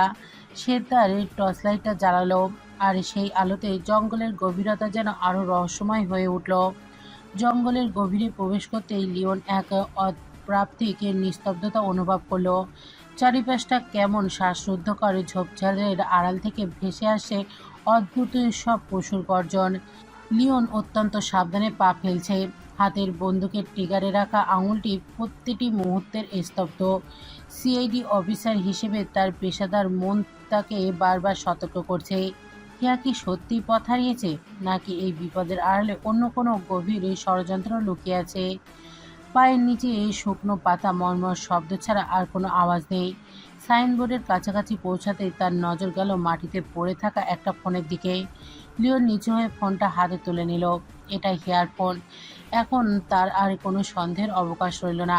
হিয়ার ঠিক এই বিপদের মুখোমুখি দাঁড়িয়ে আছে। সে বুঝতে পারল সে ঠিক পথে এগোচ্ছে, কিন্তু এই গভীর জঙ্গল তাকে আর হিয়াকে ঠিক কোথায় নিয়ে যাচ্ছে তা তার কল্পনার অতীত। জঙ্গলের আলো তখন ফুরিয়ে এসেছে। লিওন ঝোপঝাড়ে সরিয়ে এগিয়ে যেতেই দেখলো 5 জন মুখোশধারী লোক হেয়াকে ঘিরে ফেলেছে। হেয়া মাটিতে পড়ে আর্তনাদ করছে। প্লিজ আমায় ছেড়ে দিন প্লিজ। আমি একজন সাধারণ ট্যুরিস্ট, আমার কাছে কিছুই নেই। একজন লোক হেয়ার কলার ধরে তাকে টেনে তুলল, আর অন্যজন তার হাত থেকে ব্যাগটা ছিনিয়ে নেওয়ার চেষ্টা করলো। হিয়া এমনভাবে চিৎকার করছে যে সে সত্যি কোনো ভয়াবহ বিপদে পড়েছে। আড়াল থেকে সবটা দেখে লিওনের মাথায় রক্ত উঠে গেল। সে বন্দুক তাক করে গর্জে উঠল। হাত সরাও। লিওনের কণ্ঠ শুনে লোকগুলো প্রায় ঘাবড়ে গেল। হিয়া একবার আড়াল থেকে লিওনের দিকে তাকালো। তার চোখে বিজয়ের ঝিলিক, যেটা লিওন হয়তো খেয়ালই করলো না। সে এখন লিওনেরই চোখের সামনে এক অসহায় শিকার, যাকে বাঁচানোর জন্য সিআইডি অফিসারটি নিজের জীবনের ঝুঁকি নিতেও প্রস্তুত। 5 জন লোক একসাথে লিওনের দিকে তেড়ে এলো, কিন্তু লিওনের সিআইডি ট্রেনিংয়ের দক্ষতা তখন চোখের পলকে কাজ করছে। তার এক একটা ঘুষি আর লাথিতে লোকগুলো একের পর এক কুপোকাত হতে লাগলো।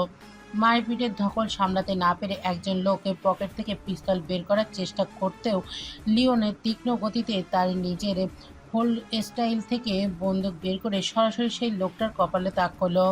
গুলিটা ছাড়ার আগেই তোর মগজ আস্ত থাকবে না বলে দিচ্ছি। তার কণ্ঠে তীব্রতা আর চোখের এই শীতলতার দৃষ্টি দেখে লোকগুলো সাহস ভেঙে গেল। জীবন বাঁচাতে তারা আর কোনো কথা না বলে অন্ধকারের ভিতর দৌড়ে পালিয়ে গেল। হিয়া মাটির ওপর পাথরের মতো স্থির হয়ে দাঁড়িয়েছিল। তার পরিকল্পনা ছিল লিওনের এই বিদ্রুপপূর্ণ উদ্ধার কার্য, এরপর কোনো অজুহাতে জঙ্গল থেকে ফেরার পথ ভুলে যাওয়া, যাতে লিওনের সাথে এই গা ছমছমে পরিবেশে একা রাত কাটানোর সুযোগ তৈরি হয়। কিন্তু পরিস্থিতি এখন তার নিয়ন্ত্রণের বাইরে। মারপিট থামাতেই জঙ্গলের গভীর থেকে ভেসে এলো এক বিকট শিরের শব্দ, সাথে মাটি কাঁপানো গম্ভীর গর্জন। গাছের ডালটা চুরমুর করে কোনো বিশাল প্রাণী তাদের দিকে এগিয়ে আসছে। চারপাশে হিংস্র প্রাণীদের সেই পরিচিত ডাক, এবং এতটাই জোরালো যে তার কানের পর্দার আঘাত করছে। লিওন এক মুহূর্ত দেরি করল না। দ্রুত হিয়ার কাছে এগিয়ে এসে শক্ত করে তার হাত চেপে ধরল। তার কণ্ঠস্বরে স্পষ্ট উৎকণ্ঠা। হিয়া, ওঠো। আমাদের এখনই এখান থেকে বেরোতে হবে। আমরা অনেক গভীরে চলে এসেছি, আর সময় নষ্ট করা মানেই দুজনেরই মৃত্যু। হিয়ার হাতের শীতলতা লিওনের হাতের মুঠোর আসতেই সে বুঝতে পারল মেয়েটি প্রবল আতঙ্কে কাঁপছে। হিয়ার চোখে মুখে ফুটে ওঠা সেই ভয়ার্ত অভিব্যক্তি লিওনের মনে এক মুহূর্তের জন্য হলেও কোমলতা জাগিয়ে তুলল। সে ভাবল হিয়া ওই ছিনতাইকারীদের জন্য এই বিপদে জড়িয়েছে। লিওনের হাতের এই শিরাগুলো তখন উত্তেজনায় ফুটে উঠেছে। তার পেশিগুলো টানটার। মৃত্যুর মুখোমুখি দাঁড়িয়েও তার চোখে মুখে ভয়ের লেশমাত্র নেই। আছে শুধু হিয়াকে অক্ষত অবস্থায় ফিরিয়ে নেওয়ার অদম্য জেদ। হিয়া নিজের মনে বিড়বিড় করে বলে উঠল, লিওন, আমি তো জানতাম না এখানে এত বেশি ভয়ঙ্কর সব প্রাণী থাকে। আমি তো নিজের অজান্তেই তোমাকে অনেক বড় বিপদে ফেলে দিয়েছি। লিওন স্থির দৃষ্টিতে সামনের অন্ধকারের দিকে তাকিয়ে পিস্তলটা শক্ত করে ধরল। চারপাশ থেকে ভেসে আসা হাড় হিম করা গর্জনগুলো যেন জানান দিচ্ছে তারা এখন এই দ্বীপের আদিমে শিকারীদের নজরে পড়ে গেছে। লিওন হেয়ার দিকে ঘুরে তার চোখের গভীরে তাকিয়ে শান্ত স্বরে বলল, ভয় পেও না, আমি সাথে আছি, তোমার কিচ্ছু হবে না। লিওনের কথাগুলো হেয়ার কানে মন্ত্রের মতো বাজলো ঠিকই, কিন্তু তার বুকের ভেতরটা ধক করে উঠল। সে তো চেয়েছিল পরিস্থিতিটা নিজের নিয়ন্ত্রণে রাখতে, কিন্তু খেয়াল মোড় যেদিকে ঘুরেছে তাতে তার নিজেরই হাত পা ঠান্ডা হয়ে আসে। সে আর চোখে দেখল লিওনের প্রতিটি গতিবিধি আগুনের মতো তীক্ষ্ণ। হিয়ার মনে হলো সে কি তবে বড্ড বেশি বাড়াবাড়ি করে ফেলল। লিওনকে নিজের মায়ায় জড়াতে গিয়ে সে কি সত্যি তাদের দুজনের জীবনের বাজি ধরেছে। জঙ্গলের নিস্তব্ধতা ছিঁড়ে বেরিয়ে এলো একে বিকট হাড় কাঁপানো গর্জন। কম্পনে যেন মাটির নিচ থেকে শিরশিরানি উঠে এলো। লিওন তড়িৎ গতিতে হিয়াকে টেনে নিল এক বিশাল বটগাছের খোদলে লুকিয়ে পড়ল।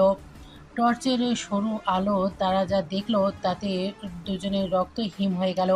সাইনবোর্ডের এরিয়ায় পাহারা দিচ্ছে বিশালাকার দুটো প্রাণী, যাদের চোখের মধ্যে অন্ধকারে আগুনের গোলার মতো জ্বলছে। লিওন হিয়ার কানের কাছে ফিসফিস করে বলল, ওরা গেট ব্লক করে দিয়েছে, এখন ওদিক দিয়ে বেরোনো মানে সরাসরি মৃত্যুর মুখে পড়া। প্রাণীগুলো তার কাটার সামনেই ধীর পায়ে পায়চারি করছে। লিওন বুঝলো এই পথে যাওয়ার কোনো সুযোগ নেই। সে হিয়াকে ইশারা করলো বিপরীত দিকে এগোতে। প্রাণপণে তারা ছুটতে শুরু করলো ঘন জঙ্গলের ভেতর দিয়ে। বাঁশঝাড় আর কাটা ভরা লতা গুল্মের আড়াল দিয়ে যখন তারা দৌড়াচ্ছে, তাদের পায়ের তলায় পাতার মর্মর শব্দ যখন প্রাণীদের কানে পৌঁছানোর আগেই তাদের হৃদস্পন্দন বাড়িয়ে দিচ্ছে। পেছনে ভারী পায়ের আওয়াজ আর গাছের ডাল ভাঙার শব্দ শুনে বোঝা যাচ্ছে এই শিকারিগুলো তাদের পিছু নিয়েছে। ছুটতে ছুটতে হিয়া যখন একটি বিশাল সেগুন গাছের নিচে এসে থমকে দাঁড়ালো, লিওন হাঁপাচ্ছিল। সে হিয়ার দিকে তাকাতেই দেখলো হিয়া অপর দিকে চেয়ে আছে। হিয়া আঙুল তুলে ফিসফিস করে বলল, সিনিয়র দেখুন, আমাদের মনে হয় আজ রাতে এখানেই কাটাতে হবে। ওই যে উপরে একটা টং হাউস। লিওন ওপর দিকে তাকিয়ে অবাক হয়ে গেল। বিশাল এই গাছের মগডালে কাঠের তৈরি ছোট্ট একটি কাঠের টং হাউস ঝুলছে। ঠিক সেই মুহূর্তে লিওনের মনে এক চিলতে খটকা লাগলো। এই গভীর জঙ্গলে, এমন দুর্গম আর পরিত্যক্ত এলাকায় এমন নিখুঁত একটি টং হাউস এলো কোথা থেকে? সাধারণ কোনো পর্যটকের জন্য এটা তৈরি করা অসম্ভব। তবে এখানে অন্য কোনো রহস্য লুকিয়ে আছে কি? প্রাণের ঝুঁকি এখন এতই প্রবল যে লিওন কোনো প্রশ্ন করার সময় পেল না। সে দ্রুত হিয়াকে সাহায্য করে মই বেয়ে ওপরে তুলে দিল। তারপরে নিজেও এক ঝটকায় উঠে এলো। ছোট্ট সেই কাঠের ঘরটিতে জায়গা খুবই কম। লিওন আর হিয়া পাশাপাশি বসতেই তাদের শরীরে উষ্ণতা একে অপরের সাথে মিশে গেল। ঘরটি ছোট হলেও বেশ মজবুত। বাইরে সেই ভয়ঙ্কর প্রাণীদের গর্জন এখনো শোনা যাচ্ছে। তারা ঠিক এই গাছের নিচেই ওত পেতে আছে। লিওন সাবধানে জানালার ছিদ্র দিয়ে বাইরের নজর রাখছে। তার শরীর তখন উত্তেজনায় টান টান। আর হিয়া, সে অন্ধকারের মাঝেও আর চোখে লিওনের দিকে তাকিয়ে রইল। আসলে এই টং হাউসটি হিয়া তার ভাড়া করা লোক দিয়ে সকাল থেকেই তৈরি করেছিল। তার পুরো পরিকল্পনা ছিল লিওনকে কোনোভাবে এই জঙ্গলের ফাঁদে ফেলা, যাতে এমন এক পরিস্থিতির সৃষ্টি হয় যেখানে লিওন আর হিয়া ছাড়া আর কেউ থাকবে না। লিওন আড়ষ্ট হয়ে জানালার পাশে বসে আছে। তার হাতের পিস্তলটা তখনও ট্রিগারে প্রস্তুত। হঠাৎ সে হিয়ার দিকে ফিরল। আগুনের মতো জ্বলজ্বল চোখে সে হিয়াকে দেখল। টং হাউসের ভেতরে অন্ধকার আর বাইরে বিভীষিকার মাঝে লিওন যেন এক গভীর ঘোরের মধ্যে আছে। তুমি কি আগে থেকে এই জঙ্গল সম্পর্কে জানতে? এই টং হাউসটা অদ্ভুতভাবে আমাদের চোখের সামনে পড়লো। মনে হলো কেউ এটা আমাদের জন্যই তৈরি করে রেখেছে। হিয়ার ঠোঁটের কোণে অন্ধকারে এক চিলতে বিজয়ের হাসি ফুটে উঠল। সে লিওনের একদম কাছে সরে এসে ফিসফিস করে বলল, হয়তো ভাগ্যই আমাদের আশ্রয় দেওয়ার জন্য ওটা সাজিয়ে রেখেছে। সিনিয়র, এই জঙ্গলের নিয়ম তো আমরা জানি না, কিন্তু আপাতত এই টং হাউসটাই আজ আমাদের নিরাপত্তা দেবে। টং হাউসের ভেতরটা তখন ঘুটঘুটে অন্ধকার। লিওন যখন গভীর চিন্তায় মগ্ন, তখনই হিয়া ঘরের এক কোণে হাতড়াতে শুরু করলো। আগে থেকেই তার এখানে রাখা একটি পুরনো তেলের কুটি আর দুটো পাথর তার হাতের নাগালে পাওয়া গেল। হিয়া খুব সাবধানে পাথর দুটো ঠুকে এক মুহূর্তেই শিখা জ্বালিয়ে ফেলল। কুপির সলতেই আগুন ধরতেই পুরো কাঠের ঘরটি এক মায়াবী আলোয় ভরে উঠল। লিওন স্তব্ধ হয়ে হিয়ার দিকে তাকিয়ে রইল। পাথর দিয়ে আগুন ধরাতে পারো তুমি? হিয়া মৃদু হাসলো। সে তো জানতো এই ঘরটি তার লোক দিয়ে আগেই গুছিয়ে রাখা হয়েছিল, তাই এখানে কি আছে তা তার নখদর্পণে। পরিস্থিতি অনুযায়ী সবকিছুই আয়ত্ত করতে হয় সিনিয়র। এদিকে রিসর্টের লবিতে তখন হাহাকার পড়ে গেছে। লিওনার হিয়ার নিখোঁজের খবর ছড়িয়েছে চারিদিকে। এক অসহনীয় আতঙ্ক ছড়িয়ে পড়েছে। লিওনের বাবা মা খবরটা পাওয়ার পর থেকেই শোকে পাথর হয়ে গেছেন। লিওনের মায়ের চোখের জল যেন ফোরাচ্ছেন না। আর মায়া, সে তো পাগলের মতো রিসর্টের লবি পায়চারি করছে। লিও ভাইয়া কি ওই জঙ্গলে সেফ আছে? আমরা কেন এখানে বসে আছি? পুলিশের কেন কোনো খবর নেই? এখনই রেস্কিউ টিম পাঠান। রিসর্টের ম্যানেজার বারবার তাদের শান্ত করার চেষ্টা করছে, কিন্তু মায়ের আর্তনাদে লবির বাতাসকে ভারী করে তুলছে। প্রতিটি সেকেন্ডে তাদের কাছে এক একটা বছরের সমান। তারা জানে না সেই জঙ্গলের গভীর অন্ধকারে লিওন এখন ঠিক কোন পরিস্থিতির মুখোমুখি দাঁড়িয়ে আছে। ইভানা খুব ঠান্ডা মাথায় সবাইকে শান্ত করার চেষ্টা করছে। সে মিথ্যা অভিনয়ে আশ্রয় নিয়ে বলছে, আঙ্কেল আন্টি, দয়া করে শান্ত হন। পুলিশ বা সিআইডি যদি এখন এখানে যায়, তবে হিয়া আর অফিসার লিওন দুজনেই বিপদে পড়ে যাবে।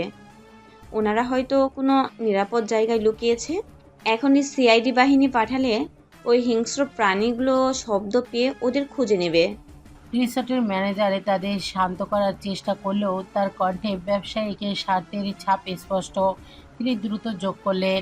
ঠিক বলেছেন ম্যাডাম, আমাদের এই দ্বীপের সুনাম খুব নাজুক। কোনো অঘটন ঘটলে রিসোর্টের নাম খারাপ হবে। আপনারা ধৈর্য ধরুন, কাল সকালেই আমরা লোক পাঠিয়ে তল্লাশি শুরু করব। আশা করি ওনাদের কিছুই হবে না।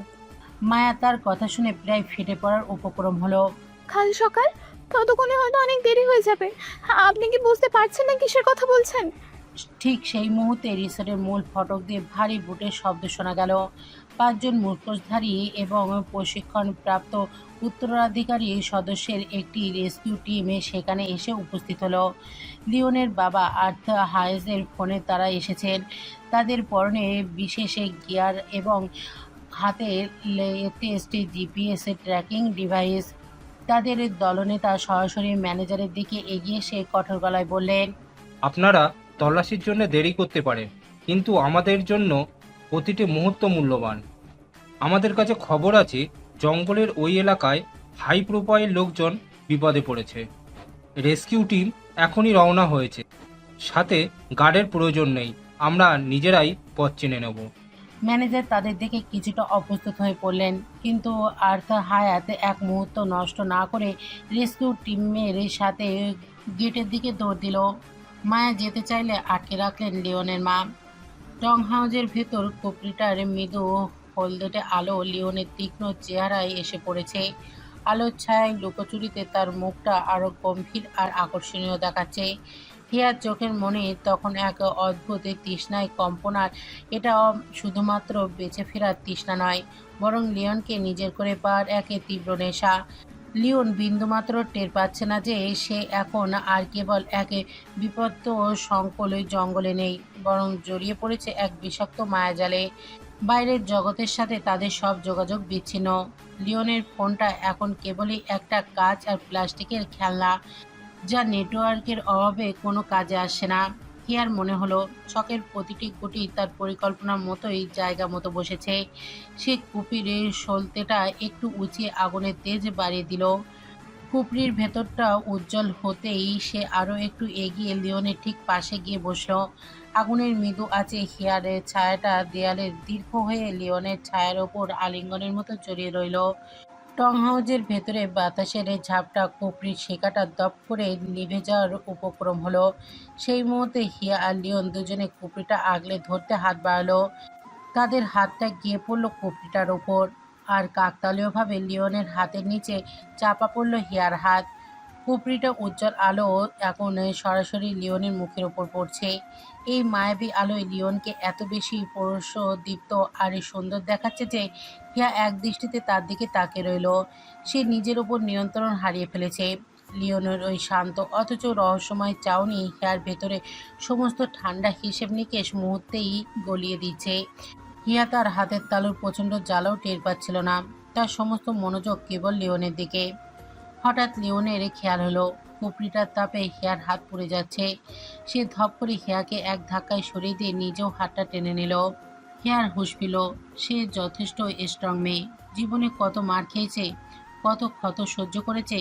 এই সামান্য পোড়া তার কাছে নস্যি, কিন্তু এই মুহূর্তে সে সেই ঠান্ডা মাথার খেলোয়াড় হিয়া নয়। সে লিওনের সামনে ওই সাধারণ অসহায় হিয়া। সে সঙ্গে সঙ্গে হাতের তালু চেপে ধরে ব্যথায় কুঁকড়ে গেল। চোখ দিয়ে টপ টপ করে জল ঝরতে শুরু করলো। সে এমন ভান করলো যেন এই অসহ্য যন্ত্রণায় তার দম বন্ধ হয়ে আসে। আমি শুধু চেয়েছিলাম কুপিটা নিভে না যাক। লিওন দেখলো হিয়ার হাতের তালুর এই চামড়া লাল হয়ে ফুলে উঠেছে। সে অস্থির হয়ে উঠল। টং হাউজের এই ছোট্ট কুপরিতে কোনো ফার্স্ট এড কিট নেই, এমনকি মলম বা ব্যান্ডেজ কিচ্ছু নেই। লিওন কী করবে ঠিক বুঝে উঠতে পারছে না। তার সিআইডি ট্রেনিং তাকে প্রতিকূল পরিবেশে টিকে থাকা শিখিয়েছে, কিন্তু হিয়ার এই ক্ষত তার মনে এক অজানা অস্থিরতা তৈরি করছে। হিয়াকে যন্ত্রণায় ছটফট করতে দেখে লিওন আর স্থির থাকতে পারল না। তার সিআইডির কঠোর প্রশিক্ষিত মনটা মুহূর্তের জন্যই সবের যুক্তি বিসর্জন দিল। সে আলতো করে হিয়ার হাতটি নিজের হাতের উপর তুলে নিল। একটু সহ্য করো। তার গলার স্বরে এক অদ্ভুত কোমলতা ছিল, যা হিয়ার শরীরে প্রতিটি রোমশকলকে শিহরিত করে তুলল। লিওন তখন বিন্দুমাত্র দ্বিধা না করে পাশে থাকা ছোট্ট মাটির ক্লোজ থেকে সামান্য জল তালুতে ঢেলে হিয়ার পোড়া হাতের ওপর আলতো করে ছড়িয়ে দিল। ঠান্ডায় জলের স্পর্শে জ্বালাটা কিছুটা কমলেও হিয়ার অস্থির জুড়ে তখন লিওনের আঙুলের উত্তাপ। লিওনের প্রতিটি ছোঁয়ায় হিয়ার মনে হলো আগুনের আজ থেকেও এই স্পর্শ অনেক বেশি তীব্র, অনেক বেশি নেশাতুর। টং হাউজের সংকীর্ণ পরিসরে লিওন কাঠের দেয়ালে হেলান দিয়ে বসেছিল। ক্লান্ত আর মানসিক উত্তেজনায় তার মস্তিষ্ক তখন অবশ্য। দূরে রিসর্টের দিকে তাকিয়ে তার কেবল মনে পড়ছিল বাবা মা আর মায়ের মুখগুলো। কত রাত যে সে ডিউটিতর অবস্থায় কাটিয়েছে, কিন্তু আজকের রাতটা এক অনন্তকালের সমান। চিন্তার রেশটুকু থাকতে থাকতেই লিওনের চোখ বন্ধ করলো আর এক পর্যায়ে গভীর ঘুমে তলিয়ে গেল। হিয়ার ঘুমানোর কোনো নামগন্ধ নেই। সে পাথরের মূর্তির মতো লিওনের দিকে তাকিয়ে আছে। অবলোক দৃষ্টিতে সে লিওনের অবয়বটা দেখে যাচ্ছে। হঠাৎ লিওনের মাথাটা ডান কাঁধে ঝুঁকে পড়ল। ঘুমন্ত অবস্থায় টলে পড়ে যাচ্ছিল সে। হিয়া মুহূর্তের দেরি না করে নিজের বাঁ হাতটা এগিয়ে দিল। লিওনের ভারী মাথাটা এসে লুটিয়ে পড়ল হিয়ার হাতের ওপর। টং হাউজের রুদ্ধশ্বাসের নিস্তব্ধতায় হিয়া নিজের প্রতিটি শ্বাস আটকে রাখল। লিওন এখন এতটাই কাছে যে তার হৃদস্পন্দনের প্রতিটি ধাক্কা হিয়ার কানে এসে বাজছে। হিয়ার ডান হাতের আঙুলগুলো অজানাই তার নিয়ন্ত্রণে হারিয়ে লিওনের এই চোখে ঘন পাপড়ির ওপর আলতো করে বুলিয়ে দিল। হিয়ার ভেতরের তৃষ্ণতা এখন মরুভূমির মতো দাবদাহ হয়ে উঠেছে। সে এক ঘোরে আর নেশায় আক্রান্ত। লিওনের সেই পরিচিত অধরে যুগল হিয়ারের সামনে রাখা এক বাটি নিষিদ্ধ স্ট্রবেরির মতোই, যা তাকে প্রলুব্ধ করেছে, ডাকছে। ইস, যদি এই মুহূর্তে নিজের সমস্ত খিদে মিটিয়ে নিতে পারত। ওর মনে হচ্ছে এই ঠোঁটজোড়া শুধু পান না করলে সে হয়তো এই মুহূর্তে মৃত্যুর কোলে ঢলে পড়বে। লোভ আর বাসনার তীব্রতা তার গলা শুকে কাঠ হয়ে গেছে। হাত দুটো কাঁপছে হিয়ার। খুব ইচ্ছে করছে লিওনের ওপর ঝাঁপিয়ে পড়ে এই তৃষ্ণা মেটাতে, কিন্তু একটা সূক্ষ্ম ভয় বারবার তাকে থামিয়ে দিচ্ছে। যদি লিওন জেগে যায়, যদি তার এই পৈশাসিক আকাঙ্ক্ষার রূপটা লিওন টের পেয়ে যায়। হিয়া তার আঙুলগুলো সরিয়ে নিল, কিন্তু চোখ ফেরাতে পারল না। আগুনের মায়াবী আলো লিওনের মুখটা এখন একে নেশার ধারালো বাস্তব। হিয়ার মনে হলো এই মানুষটিকে শিকার করার খেলায় সে নিজের আজ শিকারী হয়ে নিজেকে বন্দি করে ফেলেছে। সে জানে এই মুহূর্তে নিয়ন্ত্রণ হারিয়ে ফেললেই তার সব পরিকল্পনা তাসের ঘরের মতো ভেঙে পড়বে। তবুও নিজের তীব্র বাসনার সাথে লড়তে লড়তে হিয়ার শরীর তখন ঘামছে আর মনটা বারবার বলছে এই স্ট্রবেরির সাথে পাওয়ার জন্য সে কি নিজের সবটুকু অস্তিত্ব বাজি রাখতে পারবে না। ভোরের প্রথম আলো যখন টং হাউজের কাঠের ফাটল গলে ভেতরে এসে পড়ল, তখনও কপিটা নিভে যাওয়া সলতে থেকে ধোঁয়ার একে কুণ্ডলি কুণ্ডলি পাকিয়ে উঠছে। সারা রাতে হিয়া আবেশে লিওনের মাথার নিচে হাতে পেতে বসেছিল, যাতে করে লিওন এক ফোঁটা ঘুম না ভাঙে। ভোরের আলো চোখে পড়তেই লিওনের তন্দ্রা ভেঙে গেল। সে চোখ মেলে দেখল হিয়া তার মাথার নিচে হাত পেতে অচল হয়ে বসে আছে। লিওন মুহূর্তের মধ্যে চমকে উঠে সোজা হয়ে বসল। হিয়া দ্রুত হাত সরিয়ে নিতে চাইল, কিন্তু পারল না। দীর্ঘ সময় চাপে তার হাতটা পুরোপুরি অবশ হয়ে পাথর হয়ে গেছে। হাতের আঙুলগুলোতে প্রাণের কোনো স্পন্দন আর নেই। সে আড়ষ্ট ভঙ্গিতে অন্য হাত দিয়ে অবশ্য হাতটিকে টেনে আনলো, তবে লিওনকে বুঝতে দিল না। তার ভিতরের যন্ত্রণায় ছাপ স্পষ্ট, তবে সে আপ্রাণ লুকানোর চেষ্টা করলো। লিওন নিজের হাত দুটো দিয়ে মুখ ঘষল, রাতে সব ক্লান্তি মুছে ফেলতে চাইল। হিয়ার দিকে তাকিয়ে সে কিছুটা অপ্রস্তুত হয়ে পড়ল। হিয়ার দাঁতের দাঁতে চেপে এই অনুভূতির আড়াল করলো। সরি সিনিয়র, আপনি ঘুমের ঘোরে পাশে হেলে পড়েছিলেন, সেই হাতটা রেখেছিলাম তাই। লিওন কিছুটা অস্বস্তিতে মাথা নাড়ল। সে ভাবল হিয়া হয়তো মাত্র কিছুক্ষণ আগেই হাতটা রেখেছে। অবশেষে ভোরের আলোয় হিয়া যখন অভ্রে ঘুমিয়েছিল, তখন তার অবশ হয়ে যাওয়া হাতটা যন্ত্রণার মাঝে মাঝে কেঁপে উঠছিল। কিন্তু সূর্য যখন মধ্য গগনে টং হাউজে কাঠের দেয়ালের ফাটল দিয়ে আসা কড়া রোদে হিয়ার চোখে পড়তেই তার ঘুম ভেঙে গেল। সে হাত বাড়ালো লিওনকে খোঁজার জন্য, কিন্তু তার হাতের তালু স্পর্শ করলো কেবল শূন্য বিছানা। লিওন নেই। হিয়া দ্রুত উঠে বসলো, কিন্তু দীর্ঘক্ষণ হাতে অচল হয়ে থাকায় তার শরীরটা যেন ঝিম ধরে আসছে। চারিদিকে তাকালো সে। টং হাউসটা একদম নিস্তব্ধ। হিয়ার বুকের ভেতরটা একটা মোচড় দিয়ে উঠল। সে চিৎকার করে লিওনের নাম ধরে ডাকতে লাগলো, কিন্তু জঙ্গলের নিস্তব্ধতা ছাড়া কোনো উত্তর নেই। হিয়া প্যানিক অ্যাটাক শুরু হয়ে গেল। সে পাগলের মতো গাছ থেকে নিচে নেমে এলো। ঝোপঝাড় ঠেলে এদিক ওদিক ছুটতে লাগলো সে। একসময় হাঁটুর জোর হারিয়ে সে বনের মাটিতে হাঁটু ভেঙে পড়ল। তার চারপাশটা ভন ভন করে ঘুরছে। হিয়ার চোখে অন্ধকার নেমে আসে। সে নিজের চুলগুলো খামচে ধরে বিড়বিড় করে উঠল। কোথায় গেল ও? লিয়াম, যদি ওর কিছু হয়ে যায় আমি নিজেকে ক্ষমা করতে পারবো না। ওর কিছু হলে আমি তো মরে যাব। হিয়ার শ্বাস নিতে কষ্ট হচ্ছে। যে ভাইপার মৃত্যুকে হাতের মুঠোয় নিয়ে ঘোরে, সে আজ একটা মানুষের অনুপস্থিতিতে মৃত্যুর মুখ দেখছে। লিওনের অস্তিত্ব ছাড়া হিয়ার কাছে পুরো পৃথিবীটা এখন এক অর্থহীন শ্মশান। সে কাঁদছে না, সে ভেতরে ভেতরে মরে যাচ্ছে।